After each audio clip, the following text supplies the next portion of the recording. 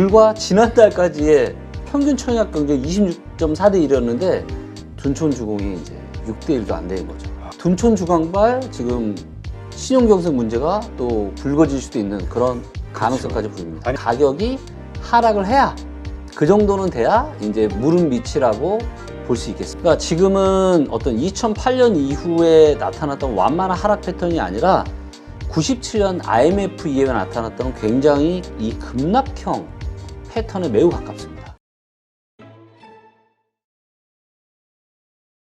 요즘 부동산 가지고 있으신 분들 그리고 부동산에 관심 있으신 분들 아마 많이들 힘들어 하시는 상황이지 않을까 싶습니다. 주식 시장도 많이 힘들어 하지만 부동산 시장도 못지않고 더 앞으로 가파른 하락이 있을 거라고 예상이 되고 있기 때문에 또 그렇게 많은 분들이 생각하고 있기 때문에 점점 더 많은 분들이 고통 속에서 힘들어하는 상황들이 이어지지 않나 이런 생각이 듭니다. 이런 가운데 요즘 논란이 되고 있는 게 있죠. 둔촌 주공과 관련된 이야기입니다. 청약에 성공했냐 실패했냐. 근데 사실 실패한 것으로 많은 분들이 이야기하고 있는데요. 하여튼 이러한 것들에 대해서 말씀을 듣고자 리치고 김기원 대표님 모셨습니다. 안녕하세요. 네, 안녕하세요. 네. 네. 자, 잠깐 말씀드렸지만 네. 지금 이 둔촌 주공 사실 실패한 거잖아요. 거의 실패에 가깝죠.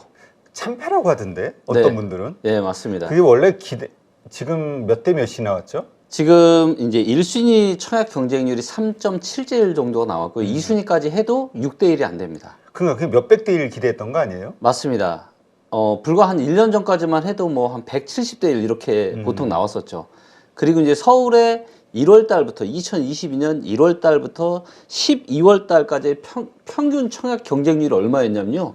26.4대 1이었습니다. 불과 지난달까지의 평균 청약 경쟁 26.4대 1이었는데 둔촌 주공이 이제 6대 1도 안 되는 거죠. 아, 그러니 거기가 또 인기 지역이잖아요. 그럼요. 엄청난 대단지에다가 역세권이고 바로 옆에 또 올림픽 공원도 있고. 강동구면은 사실 그 아파트 급등했던 지역, 그러니까 인기가 좋았던 지역이잖아요. 그렇죠. 송파구 바로 옆이거든요. 그렇죠. 네. 그런데도 이런 결과가 나왔다. 이건 그렇죠. 정말 부동산 시장이 얼마나 안 좋은지를 보여주는 단적인 바로미터가- 예죠. 맞습니다. 네. 네. 자, 이렇게 청약이 저조했던 이유 한번 네. 좀 분석을 해주시죠. 이 관련된 것들. 아, 네.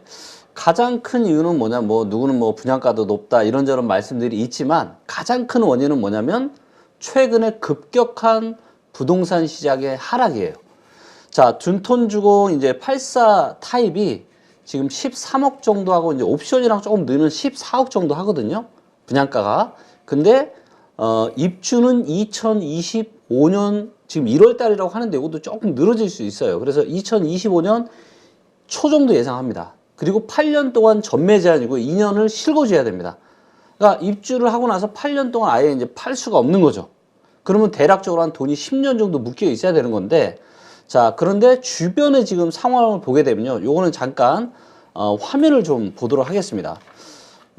이제 보시는 것처럼 롯데월드가 이쪽에 있고 올림픽 공원이 여기에 있습니다. 그리고 둔촌 주공 아파트가 바로 여기에요. 아, 바로 네, 위치 좋으네요. 바로 여기입니다. 바로 여기에요. 예. 그러니까 굉장히 입지가 좋은 곳이죠. 예, 입지가 좋은 곳인데 둔촌 주공이랑 이제 비교되는 데가 아무래도 이제 헬리오시티입니다. 헬리오시티도 이제 굉장히 대단지죠. 그래서 헬리오시티를 보시게 되면 요게 이제 지난 5개월 동안 호가가 지금 몇 퍼센트가 빠졌냐면요. 15.8%가 빠졌습니다. 보시면 한 7월 달 초까지만 하더라도 19억에서 26억 정도 됐거든요. 호가가. 근데 지금 얼마냐면 지금 16억까지 떨어졌습니다. 호가가. 아, 많이 떨어졌네요. 예, 불과 지금 뭐 한 5개월 만에 지금 3억 정도가 떨어진 거죠. 근데 요거를 1년으로 보잖아요. 1년으로 보면 얘가 이제 거의 고가가 22억이었어요. 22억인데 지금 16억까지 떨어진 거죠. 네. 그러면 지금 1년 사이 6억이 떨어진 거잖아요. 근데 둔촌 주공을 입주를 하려면 2년이 넘게 남아 있는 거예요, 지금. 그렇죠. 근데 이 상태로라면 지금 앞으로 1년 뒤에 6억이 떨어질지? 아, 그렇지. 지금 왜냐면 하락세니까. 그렇죠. 그럼 사람들은 그런 계산을 할 수밖에 없겠죠. 근데 만약에 여기서 6억이 아니라 지난 1년 동안 떨어지게 절반이 3억만 떨어져도 16억 빼기 3억이면 13억이면 그러면 누구랑 똑같아지는 거예요? 둔촌주공이랑 가격이 똑같아지는 거예요. 분양가나 네. 싸게 받는다는 의미가 없는 거네. 의미가 없는 거죠. 그렇기 때문에 지금은 분양가가 사실은 그렇게 비싼 건 아닙니다. 만약에 올해 초에 분양을 했다. 아마 완판이 났을 겁니다. 근데 부동산 시장의 하락이 점점 심해지다가 올해 중순 이후부터 굉장히 가팔라졌거든요. 그러다 보니까 이제 무서워서 예, 이렇게 청약을 안 하게 된 것 같습니다. 그렇군요. 네. 이 얘기는 결국 우리 부동산 시장은 계속 하락할 거라는 네. 그 사람들의 생각이 네. 일단 굳어졌다 이렇게 봐야 되는 거겠죠. 그렇죠. 아무래도 이제는 많은 분들이 이제는 부동산 시장이 상승이 아니라 확실하게 하락으로 기울었구나 라고 판단들을 하시는 것 같아요. 그러니까 만약 지금 당첨된 분들도 지금 당첨돼도 불안하겠네요. 당첨된 분들은 더 불안하죠. 왜냐하면 나 이거 호구되는 거야. 그렇죠. 쉽게 얘기해서. 원래는 한 100대 1, 150대 1 이렇게 나올 줄 알고 그러면 또 사람 마음이 야 지금 인기 있는데 내가 됐구나 라고 하면서 계약의 확률도 올라갈 텐데 이제는 계약률이 이렇게 낮으면 이거 뭔가 좀 분위기가 싸하지 않나? 이러면서 실제 이제 계약률이 높지 않게 될 가능성이 있고요. 그 다음에 보통 이제 분양업계에서 하는 이야기가 뭐냐면 청약 경쟁률이 10대 1 정도 되잖아요. 그러면 미분양이 30% 정도 나옵니다. 예, 근데 지금 청약 경쟁률이 10대 1도 안 되는 거잖아요. 그러면 미분양이 30%보다 더 많은 40에서 50% 정도까지도 나올 수 있다라고 저희는 미뤄 짐작해 볼 수 있겠죠. 그렇군요. 지금 이러한 현상, 그러니까 이게 지금 아직 계약도 아니죠? 지금 계약 아니죠. 청약에 당첨된 거니까 그렇죠. 이분들이 계약을 할지 말지 이 계약률에 따라서 또 분위기가 확 달라지겠네요. 그렇죠. 굉장히 중요합니다. 이게 지금 이제 계약이 언제부터냐면 1월 3일부터 17일까지예요. 얼마 안 남았네요. 네, 얼마 안 남았고, 근데 문제는 뭐냐면, 이제 기억나시는지 모르겠지만, 최근 이제 부동산 PF 하는데 돈 구하기가 힘들었잖아요. 그렇죠. 둔촌주공도 겨우 돈을 구했던 거 혹시 기억나세요?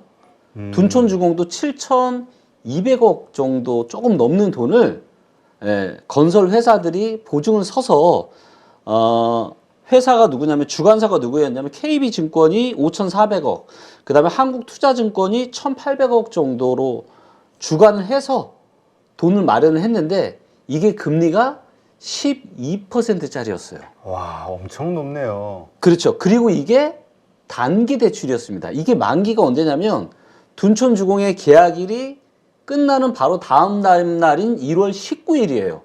그럼 만약에 이렇게 이게 청약이 완판이 되지 않거나 좀 네. 차질이 있으면 여러 가지로 또 꼬이겠네. 꼬이죠. 네. 일단은 대출이니까 내 돈으로 갚든가 다른 데서 또 돈을 빌려와서 또 갚든가. 근데 이제 사실 12%의 금리를 가지고 이 돈을 마련을 했다라는 거는 그래도 뭔가 기대감이 있었겠죠.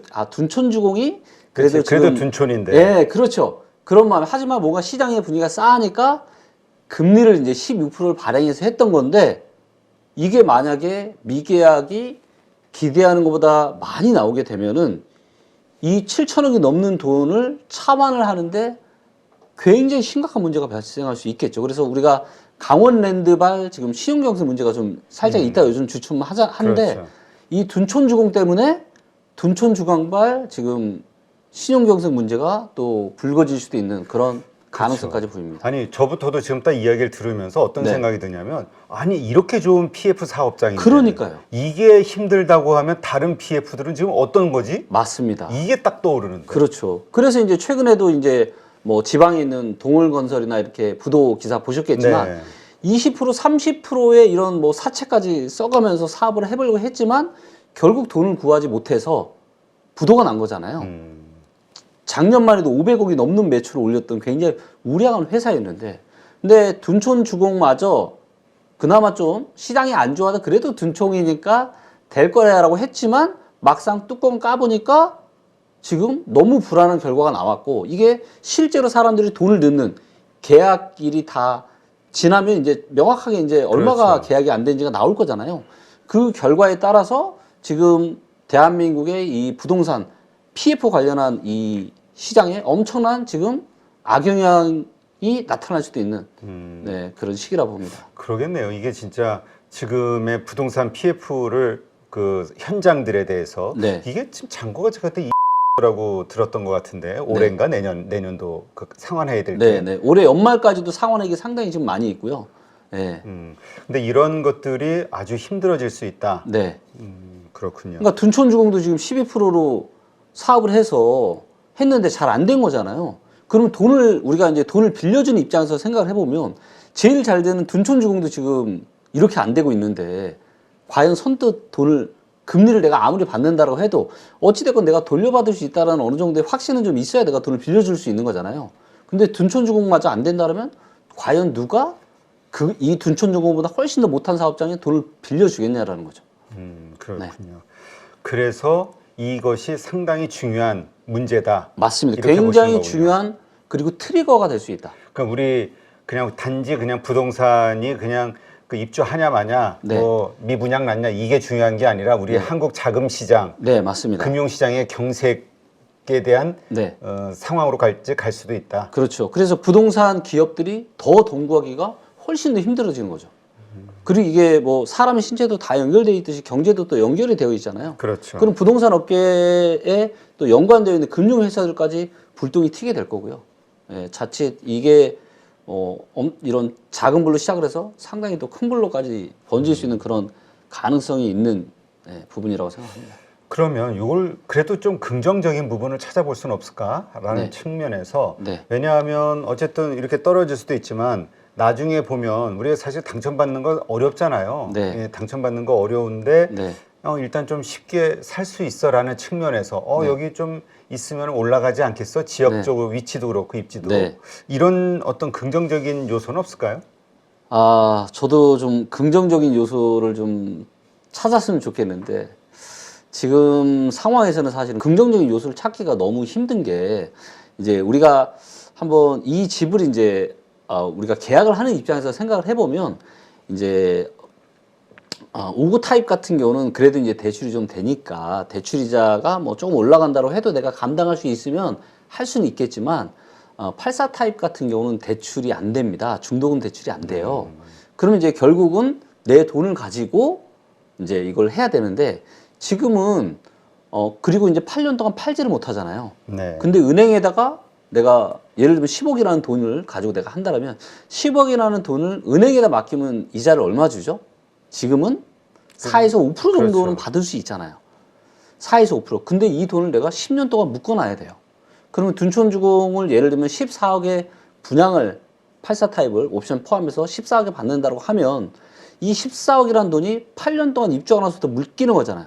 그럼 이게 매년 4, 5%씩은 올라야 지금 금리를 감안을 하면 매년 4, 5%씩은 올라야 은행에 놔두는 거랑 똑같은 본전이 되는 거죠. 그럼 4, 5%로 계산하면 이게 입주하고 나서 8년 뒤에 둔촌주공이 대략 얼마가 돼야 된다는 게 계산이 떨어지는 거죠. 근데 과연 그렇게 될 수 있냐라는 거죠. 그러니까 이익은 안 나더라도 네. 그래도 내가 은행에, 원금이라도 그렇죠. 보존한다 그러면 최소한 30%는 올라야 된다. 30%는. 그렇죠. 최소한 은행에다가 내가 돈을 놔뒀을 때에 그 정도의 기대 수익은 내가 둔촌주공을 입주를 해서 내가 거기 살았을 때 그 정도의 상승은 기대할 수 있어야 최소한 아니면 그건 아니더라도 조금 낮더라도 어느 정도는 좀 돼야 사람들이 오케이 내가 한번 해보겠다 이런 생각을 할 수 있을 것 같은데 지금과 같은 이런 상당한 고금리 상황에서는 그게 또 쉽지가 않죠. 그 전에 또 코로나 때문에 대한민국에 얼마 전 IMF에서도 또 경고를 했잖아요. 23년에 또 10% 이상 한국의 부동산 가격이 떨어질 거다. 근데 저도 이제 거기에 동의를 하는 게 너무나도 이제 코로나 때문에 버블이 너무 심했었거든요. 그렇기 때문에 이제 거품이 지금 계속 빠지는 중이고 이런 거품은 올해가 이제 첫 단추를 낀 거고 내년에도 이어질 거고 아마도 내년이 올해보다 훨씬 더 하락폭이 크지 않을까 생각합니다. 근데 올해 일단 그 뉴스들이 네. 보면은 뭐죠? 정고점 대비 뭐 몇 억이 떨어졌네 이런 이야기들도 많이 나오지만 네. 또 현장에 가 보면은 뭐 별로 없는데 네. 뭐 이런 얘기도 있어요. 별로 네. 빠진 게 없는데 이런 얘기도. 네. 그래서 사실 네. 그 많은 분들이 헷갈려 하시더라고요. 지금 정확한 상황이 어떻습니까? 네. 이것도 하락 제가 상황. 좀 데이터로 명확하게 지금 설명을 좀 드리겠습니다.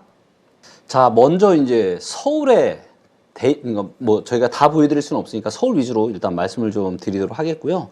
자, 서울을 보면은 KB부동산 통계 데이터로 보잖아요. 그러면 서울이 매매가가 지금 한 누적으로 2.8%, 전세가가 4.8% 정도 떨어진 걸로 나와요. 네. 그리고 이제 보시는 것처럼 하락이 이제 2022년 중순부터 하락이 시작된 걸로 나오고 있습니다. 그런데 이제 KB부동산 통계 같은 경우는 이제 호가 위주 데이터이기 때문에 굉장히 좀 느려요. 그래서 KB부동산 데이터로는 제대로 된 현황 파악이 힘들고요. 한국 부동산은 지수 데이터가 그래도 실거래가 위주로 하기 때문에 좀 더 현황을 잘 보여주는데, 자 보시면 이제 한국 부동산은 데이터로 봤을 때 매매가가 마이너스 5.2%, 전세가가 6.2% 정도 하락한 걸로 나와요. 그래서 KB부동산이나 한국부동산은 데이터를 보면 매매가가 한 3에서 한 5% 초반대 정도 빠진 걸로 나오거든요.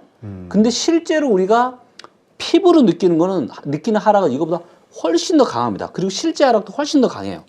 이게 보시면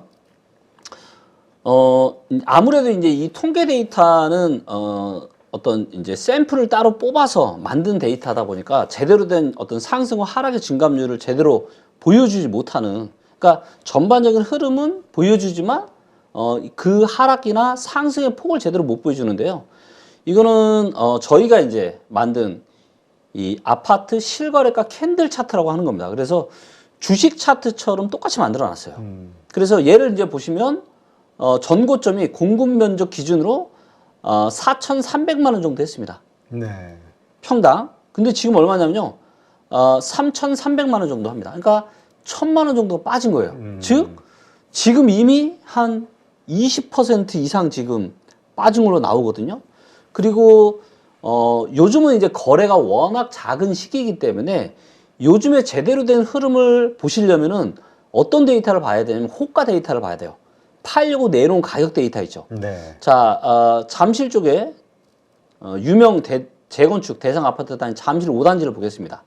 잠실 5단지가 최근 6개월 동안 호가가 몇 프로 빠진 걸로 나오고 있죠? 마이너스 25%. 네, 굉장히 하락폭이 큽니다. 그리고 1년은 거의 30% 빠졌어요, 지금. 네. 그러니까 지난 1년 동안 잠실 주공 5단지는 30% 정도 지금 하락을 한 거고요. 그 옆에 비교적 신축인 리센치를 보시면 리센치도 6개월 동안 19%가 빠졌고요. 1년 동안 22.4%가 빠졌습니다. 그러니까 굉장히 하락을 많이 한 거죠. 그리고 이쪽에 이제 또 대단지 아파트들을 좀 반포 쪽에서 한번 보시면, 자, 압구정 현대 같은 신현대, 현대 9차, 11차, 12차가 들어간 여기도 보시면 최근 6개월 동안 18.6%가 지금 하락을 했습니다. 그러니까 하락폭이 뭐 이런 압구정동이고 잠시로 할 거 없이 지금 최근 6개월 동안만 20%에 가까운 굉장히 하락이 큰 것을 알 수가 있습니다. 그렇군요. 네. 그러니까 실질적으로도 데이터로 보면은 많이 하락을 했군요. 그렇죠. 근데 그럼 이런 생각 해볼 수 있잖아요. 아, 이 정도 하락했으면 네. 뭐 많이 하락한 거 아니야? 이제 바닥이지 않을까? 네. 이런 생각. 네. 보통 과거의 데이터를 봤을 때 이런 하락장이 오면은 네. 한 그 고점 대비 몇 프로 정도나 빠졌나요? 고점 대비 뭐 한 30% 빠졌을 때도 그러니까, 있었고요. 한 60% 빠졌을 때도 있었습니다. 아, 그러면 일단 지금은 30%뭐 거의 빠졌는데 네. 더 빠질 수 있다 이렇게 보시는 건가요? 더 빠집니다. 왜냐하면 2020년이나 21년은 지금 여러분들 머릿속에서 지우셔야 돼요.